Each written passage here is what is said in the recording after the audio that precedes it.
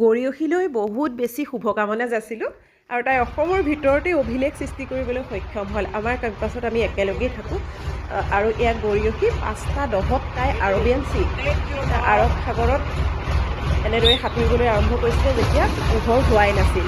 5টা দহত আৰম্ভ কৰি 10টা 35ত তাই সাঁতোৰ শেষ কৰিছিল আৰু অভিলেখ সৃষ্টি কৰিছিল। 5 ঘণ্টা 25 মিনিট সময় এই সাগৰত তাই সাঁতুৰি নাদুৰি অসমৰ ভিতৰতে প্ৰথমগৰাকী মহিলা সাঁতোৰবিদ হিচাপে অভিলেখ সৃষ্টি কৰিলে আৰু আমাৰ সকলোকে সমগ্ৰ অসমবাসীলৈ গৌৰৱ কঢ়িয়াই দিলে। আমি সঁচাই বহুত বেছি গৌৰৱান্বিত।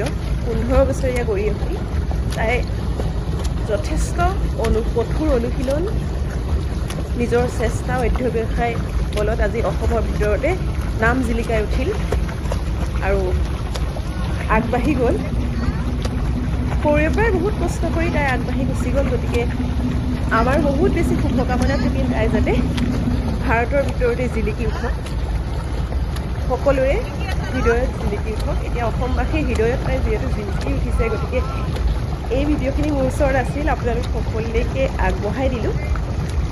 কেনেদৰে তাই 5 ঘণ্টা 25 মিনিট সময় আৰৱ সাগৰৰ বুকুত এনেদৰে সাঁতুৰি নাদুৰি অভিলেখ সৃষ্টি কৰিলে, আমাৰ সকলোৰে গৌৰৱ অনুভৱ কৰালে। নিজৰ যদি লক্ষ্য স্থিৰ হয় সম্ভৱ হৈ উঠে। এয়া তাৰে ফলত অসমক অতিক্ৰম কৰি ভাৰতৰ দিশে আগবাঢ়িছে আমাৰ গৰিয়সী। আপোনালোকলৈ ভিডিঅ' অকণমান আগবঢ়াই দিলোঁ।